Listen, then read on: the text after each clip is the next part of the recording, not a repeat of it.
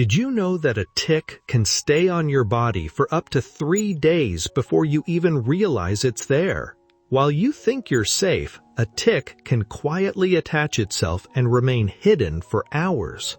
What's even worse is that just a short walk through tall grass is enough to pick one up. That's why it's far smarter to prevent the problem than to search for it on your body later. Today I'm showing you a simple mixture you can make at home in just a few minutes. One ingredient in it plays a particularly important role, and most people completely overlook it. Start with 300 milliliters of water. This will serve as the base that combines all the ingredients into one mixture. Now add 1 teaspoon of cedarwood oil. Even when you open the bottle, you'll notice its strong, woody scent. Because of this intense aroma, cedarwood has long been used in various natural formulations intended to repel pests. Even a small amount is enough to completely change the smell of the mixture. But this is only the first step.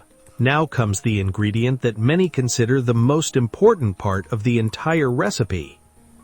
Add about 10 drops of lemon eucalyptus essential oil. Its scent is significantly stronger and more penetrating. It's no coincidence that this ingredient is often found in natural tick-repelling formulations. Its intense aroma is widely believed to be one of the main reasons ticks tend to avoid it.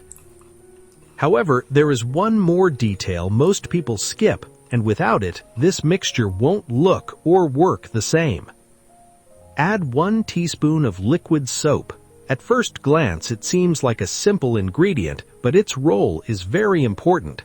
It helps the oils disperse better through the water and ensures a more even application when sprayed. Now mix everything thoroughly and fill a spray bottle. I use a small bottle like this that I can always carry in my pocket.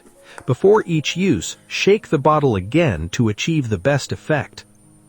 You can apply the mixture to shoes, socks, trouser legs, or outer clothing before going to the garden, nature, or areas with tall grass.